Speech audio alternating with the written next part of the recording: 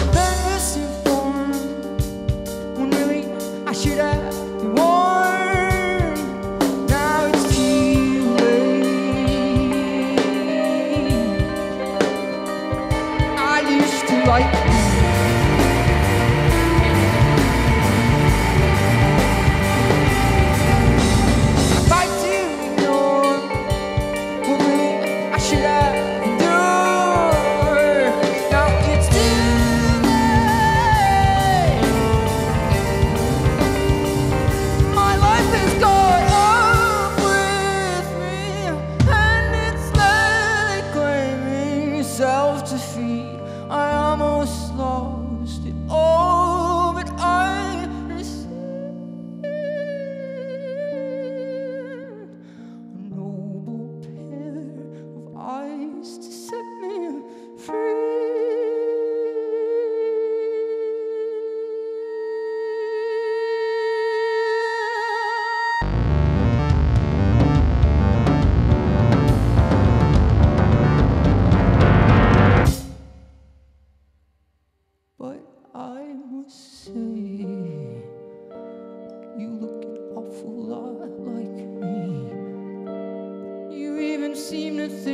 like me. What's your name?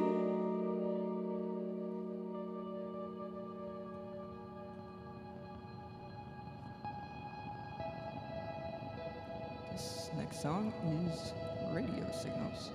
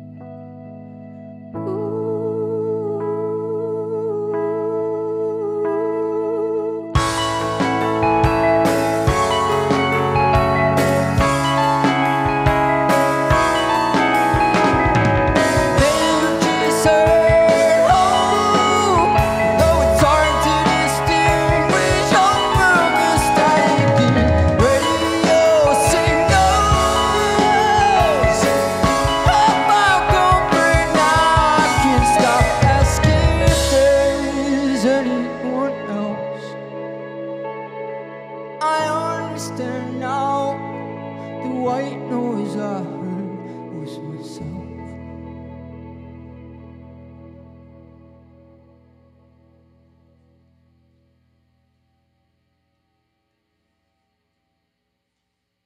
Among Authors, live on the afternoon show here on KEXP. Radio Signals and Noble Eyes, two songs from the debut album, I Am Become.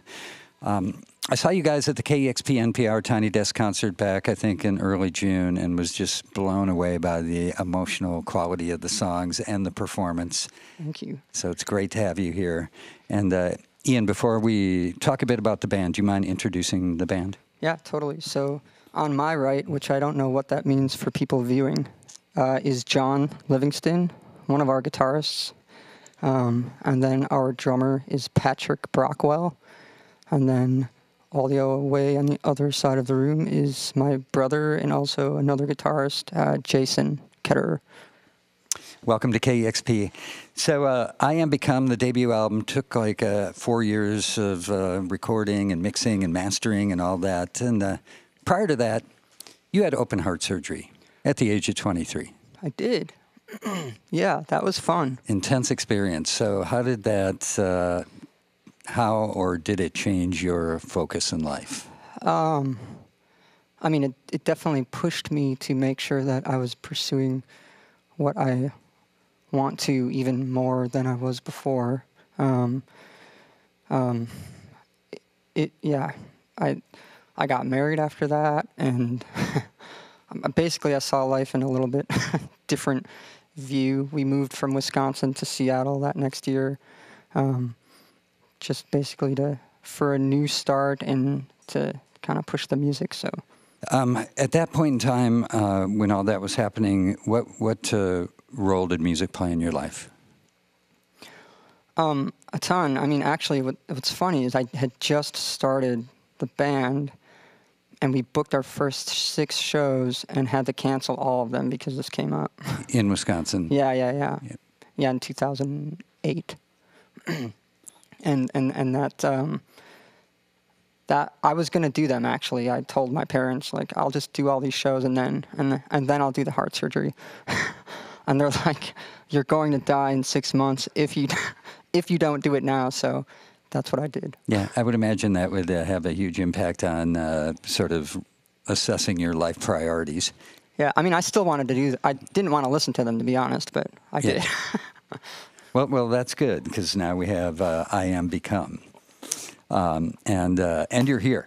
What about the role of music in sort of the healing process for you?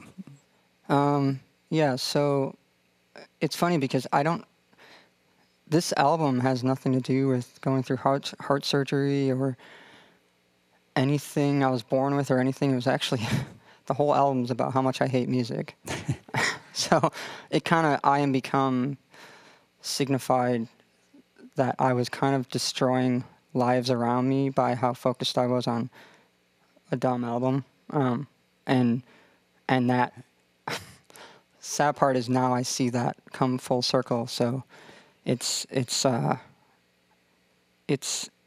interesting life, and I'm going to tell people right now, music isn't everything. Yeah. So what, for you, what caused that? Yeah. In 2012, the bassist that we used to have, he quit the band, he moved back to Wisconsin. I was like unsure of how we wanted to go about things, so I kind of stopped playing music and got 2 jobs and hated my life for a while. But I also hated music more so when I started actually working on it again, because I knew how much I cared about the album, and it morphed into me writing an album about how much I actually don't like that I care that much about the album, because I was, not paying attention to my wife enough. Like, I was downstairs because we mixed and mastered everything ourselves and recorded it all in our basement. So, and I didn't know any of that, so we had to learn all of it, and it took up a lot of time. Yeah. So, that happened perhaps out of necessity, kind of doing it all on your own and not necessarily having a support system in place, or maybe not having the connections or whatever. For some folks at some points in their life, that could be sort of how they want to do it, or it could be very liberating not to have to deal with anybody else. And in other cases, it can become a big weight. So learning from that experience, I know you're starting to work on the second album. What's the approach? Not the prior.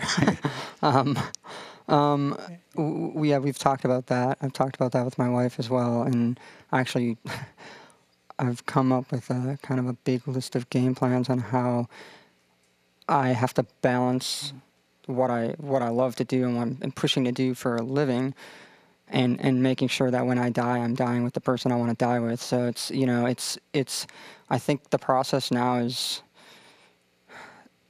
we learned a lot, so we can take that into the next album and not have to focus so much on where do we put mics, where do we do this or that. And for me, it's more about being more efficient with my time, not just being downstairs in the basement and going, I don't know, hopefully I'll work on this for 8 hours and something will happen, and just telling myself, okay, here's our calendar, this is when I'm working on this, this is the date I'm going on with my wife, this is, so it's more of just planning than anything.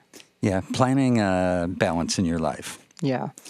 What was it about that drew you to Seattle? Truth be told, I actually was going to go to Boston.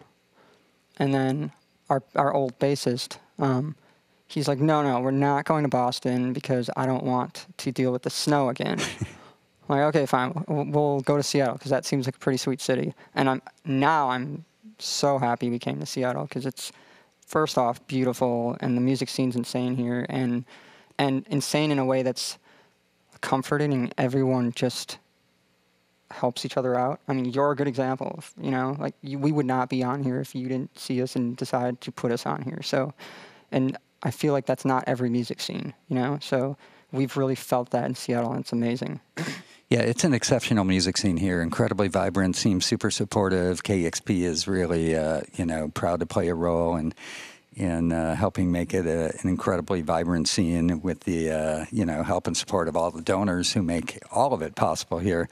I'm glad that it's working out being here.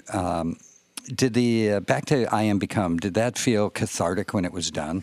No, it felt... I wish it would have, but the fact that it was about how much music was kind of ruining my life at the time, it instead made me even more bitter to what I just let happen, and now I'm trying to scramble and figure out my life again, and I'm still honestly bitter about it, but I know that we need to make another album, and I know that going forward, as long as I'm smart about it, it'll be a good process. Yeah, that's a learning process, and having balance in play, something to check you out so you can, not feel like you're in an unhealthy situation. Doing something that you love, that you're compelled to do. Yeah, totally. Among Authors here live on the afternoon show, playing tomorrow night at the Crocodile, Ever So Android, Dirty Dirty, and Fruit Juice, all performing. Wanted to ask a few questions, about the I Am Become. You did do some of the songs from that in a different sort of setting at Icicle Creek in Leavenworth.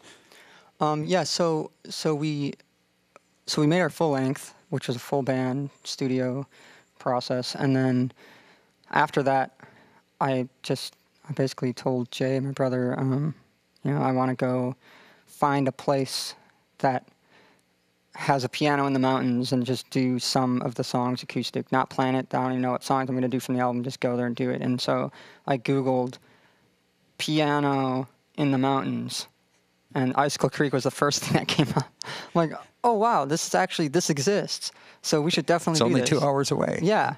And then they were amazing and accommodated us and got us in there and just let us do our thing. So we just brought a mobile recording rig and mic'd it up, and then I sat at the piano and just started recording. I didn't know what I was going to do. So that's what you get with that EP, and you probably can hear that too.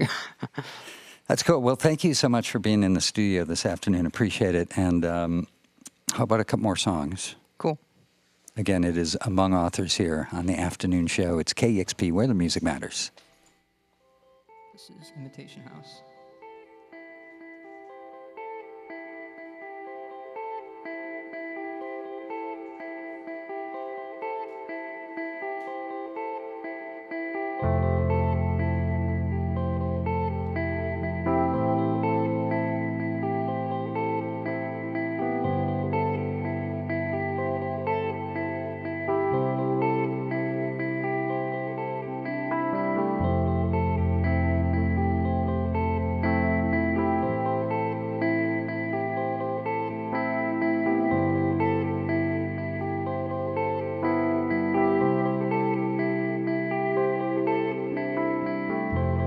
Cannot feel what I don't know. All I know is what it feels like when fear is overgrown and taking hope. It comes and goes. It comes and goes.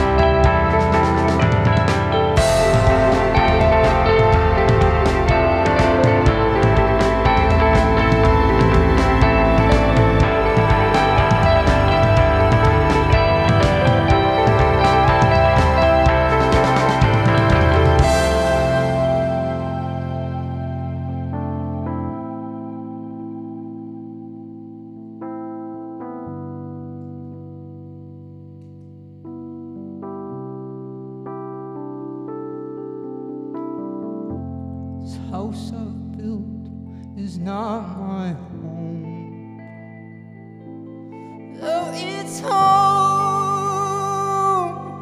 to my possessions, everything I own.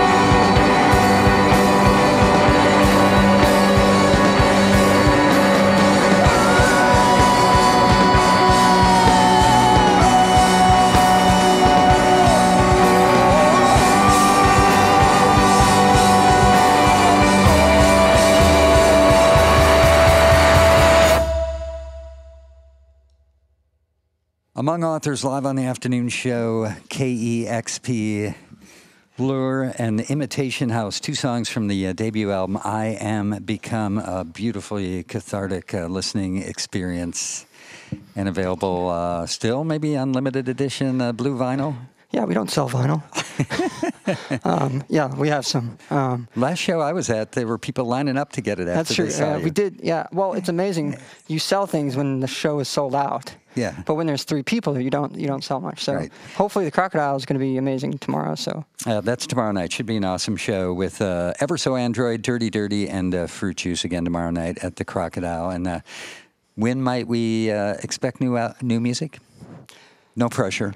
Take your time. we already have a plan, but that is, a rough estimate, but next fall. Right on. Well, look forward to that. And again, thanks for joining me this afternoon here on the show. Of course. Thank you so much for this opportunity. It's Among Authors here on KEXP. Big time thanks to our audio video crew here and to all of you who donate to KEXP, making the in-studios possible. Listener-powered KEXP, Seattle. Discover new music at listener-powered KEXP.org.